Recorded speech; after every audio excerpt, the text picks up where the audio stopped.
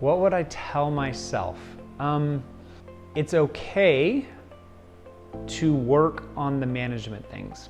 A lot of us are firefighters, right? We're putting out a fire here, we're putting out a fire. We step in and help, and we do whatever we can to keep the department running.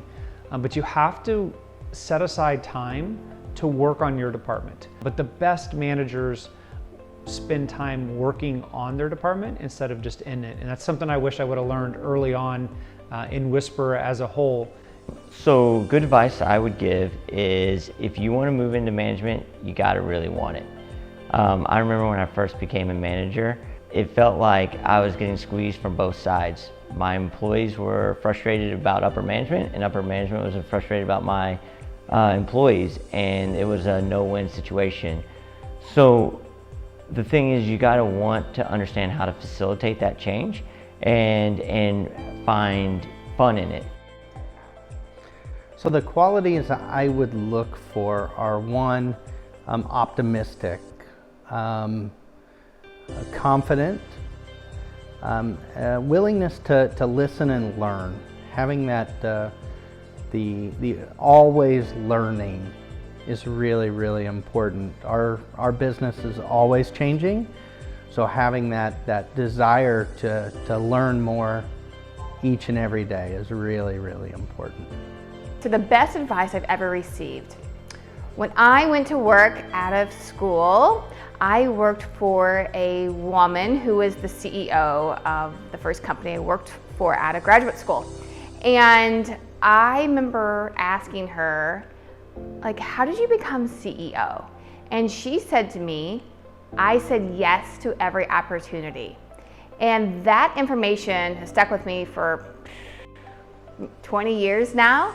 And I think about that in every position that I moved from to the next. I thought about opportunities and saying yes to those. So for new managers, I would say, we're here for the long run.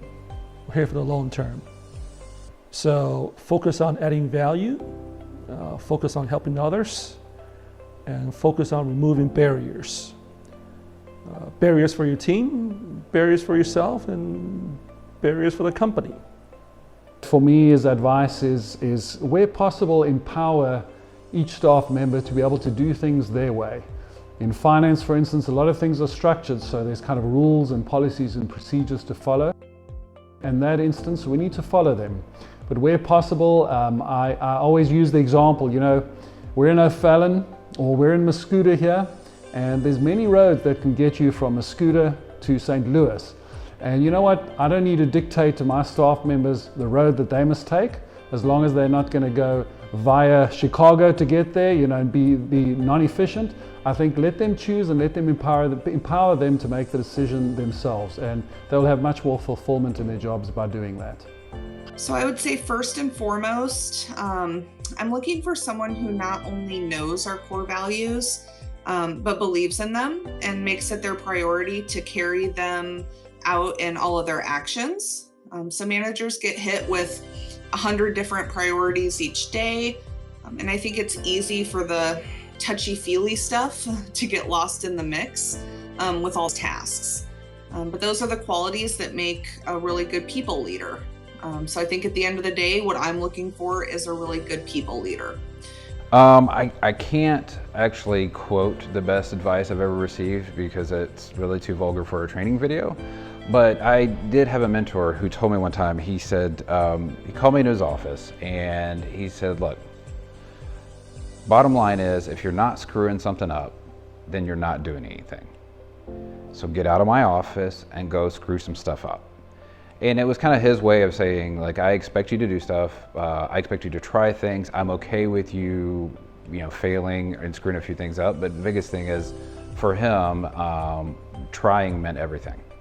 And so that would be probably the best advice is like, trying's everything. Go screw some stuff up.